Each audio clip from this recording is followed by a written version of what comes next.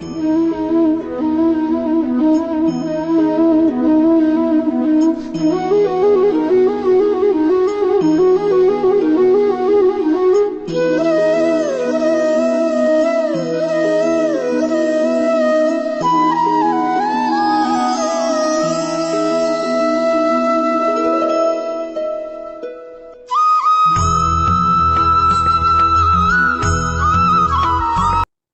श्री कृष्ण दोस्तों। Once again welcome to my channel the Bucchu boy. आप सबको कृष्ण जन्माष्टमी की हार्दिक शुभकामनाएं। कृष्ण जन्माष्टमी का काफ़ी महत्व है दोस्तों। इसी दिन हमारे प्रभु विष्णु ने अपना 8वां अवतार धारण किया था, जिन्हें हम कृष्ण के नाम से भी जानते हैं। देवकी और वासुदेव की 8वीं संतान ने इसी दिन जेल में जन्म लिया, जिन्हें नंद बाबा अपने साथ नंदगांव ले जाते हैं। कृष्ण, जब भी हम भगवान कृष्ण के बारे में बात करते हैं या सोचते हैं तो हमारे मन में उनकी सुंदर छवि, बाल गोपाल का स्वरूप व राधा संग उनकी प्रतिमा दिखाई पड़ती है। वैसे तो हमारे प्रभु श्री कृष्ण की बहुत सी बातें व लीलाएं हैं। अगर मैं उस विषय में बात करने में लगा तो यह वीडियो बहुत लंबी हो जाएगी। इस कारण मैं यहाँ प्रभु कृष्ण की मुख्य लीलाओं व रास का वर्णन करूँगा। सबसे पहले प्रभु के बालपन की बात करते हैं।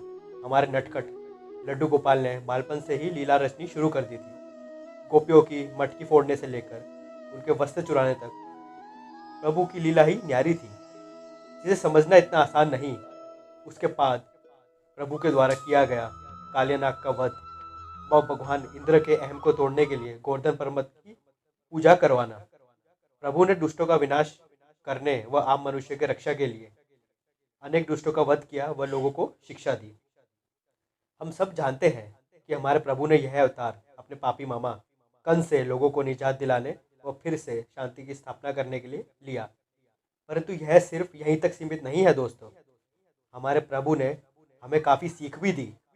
उन्होंने हमारे मनुष्य जीवन का महत्व बताया और यह समझाया कि हम मनुष्य इस योनि में जन्मे किस प्रकार कार्य कर समाज का उद्धार कर सकते हैं।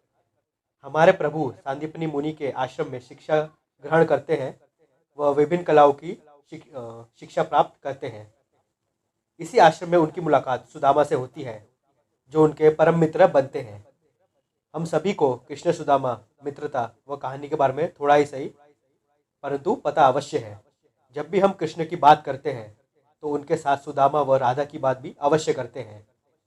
वैसे हमारे प्रभु द्वारकाधीश ने अपने निर्धन दोस्त द्वारा भेंट में लाए चावल के दाने खाकर अपने दोस्त का भाग्य बदल दिया था। प्रभु ने हमें सीख भी दी कि दोस्तों में कोई छोटा बड़ा नहीं होता, सब बराबर होते हैं। प्रभु ने स्वयं उनकी सेवा की व उनके पैरों को अपने हाथों से भी धोया। वाह प्रभु वाह, धन्य हैं आप। ऐसे अवतरित भगवान को हम सबका सत सत नमन। इसके बाद प्रभु का राधा संग मिलन व हमें प्रेम का मतलब समझाना व प्रेम करना सिखाना।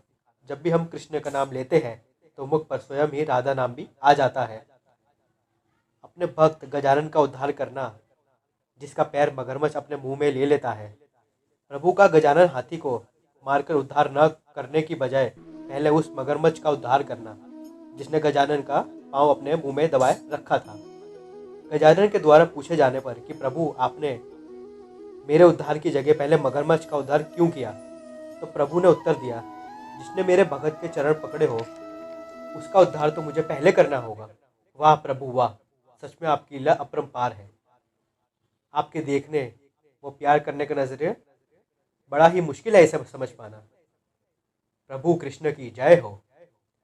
फिर प्रभु का अपने गांव छोड़कर जाना, कंस का वध करने के लिए, सबके मुख पर दुख व आंखों में अश्रु ला देना, अपनी प्रिय राधा को छोड़ अपना मकसद पूरा करने जाना, जिस कारण उन्होंने अवतार लिया था इस धरती पर, उस कारण को पूरा करने के लिए मथुरा जाना, सबको मोह के बंधन से मुक्त करने का संदेश देना। हम सबको अपने सपने को पूरा करने व ज़रूरी काम करने के लिए अपने को छोड़कर जाना पड़ता है व मोह के बंधन का त्याग करना होता है।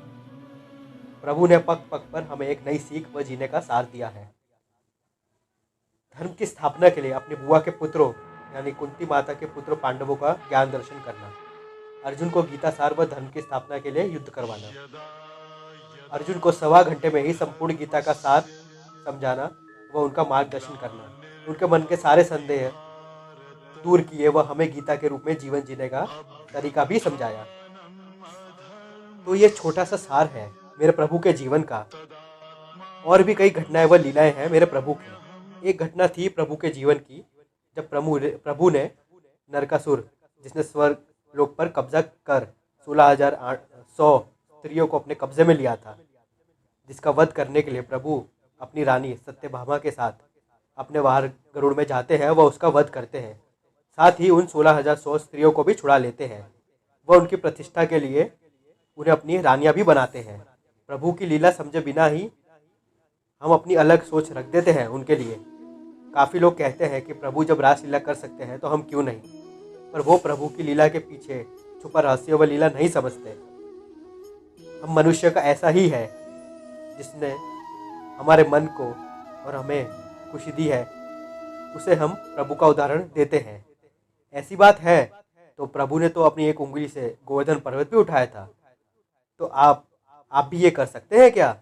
नहीं ना दोस्तों।